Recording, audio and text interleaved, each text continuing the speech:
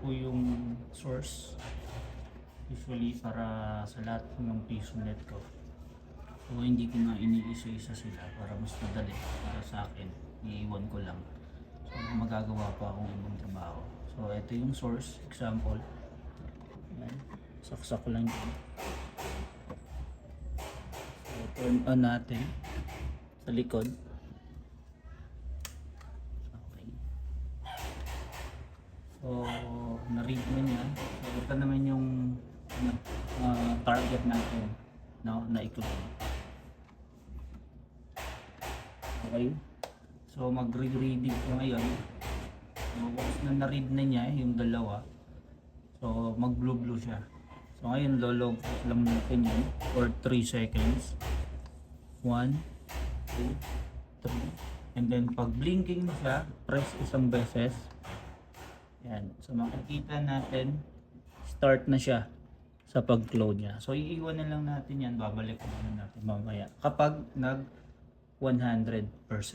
Kasi meron tayong makikita dito, ayan, hanggang 100%. So ngayon 25, 50, 75 yun yung target niya.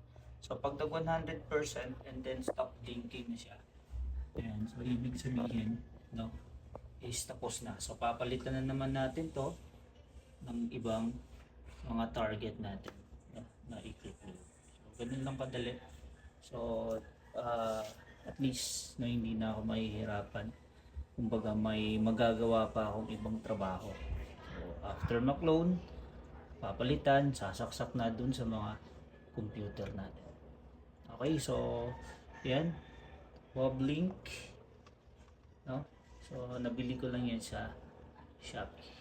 Okay, so sana, no, nakatulong, no, kahit papaano dun sa mga nag-i-start ng PisoNet business. So para mas madali na lang, hindi kayo mahirapan, ayan. So gamit na lang tayo ng clone.